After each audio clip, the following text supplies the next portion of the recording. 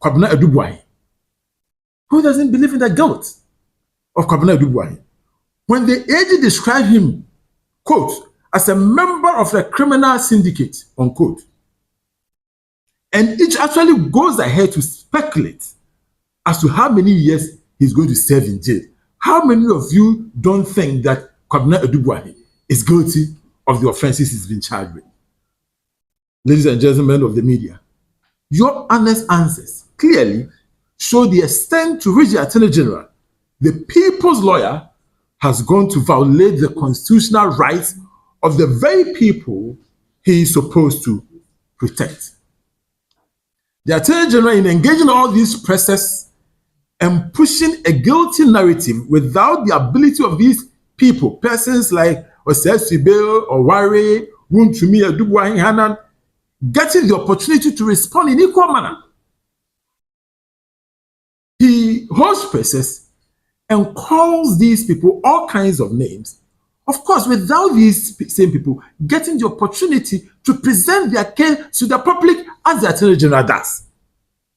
If the AG has already pronounced them guilty, then why do we go to court? He's pronounced them guilty. He stated that they are supposed to serve a certain number of years. Everybody here listening to me, everybody listening to us on radio and TV, you already believe in the guilt of these people. So why do you have to go to court? Now, if you go to court, you're going to meet judges who, in this particular instance, are also going to feel the same way. Ladies and gentlemen, in jurisdictions where criminal trials are prosecuted with judges and jurors, all these cases would have been moved out of the particular jurisdiction or venue, or the cases delayed to avoid what is called tainted juror pool.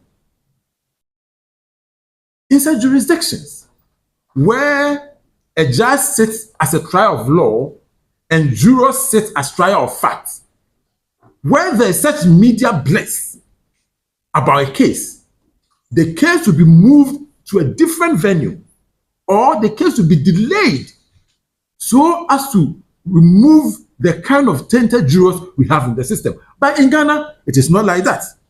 In our jurisdiction, in cases such as this, the judge sits as both the trier of law and fact. And these judges live among us. They attend social gatherings with us. They are in associations with us. They listen to the same radio and media discussions. They watch the press conferences the Attorney General holds. In fact, they listen to all your Saturday morning shows. Yet, we want to pretend that these trials of fact don't get tainted like the ordinary Ghanaian at Tema or KJTR station.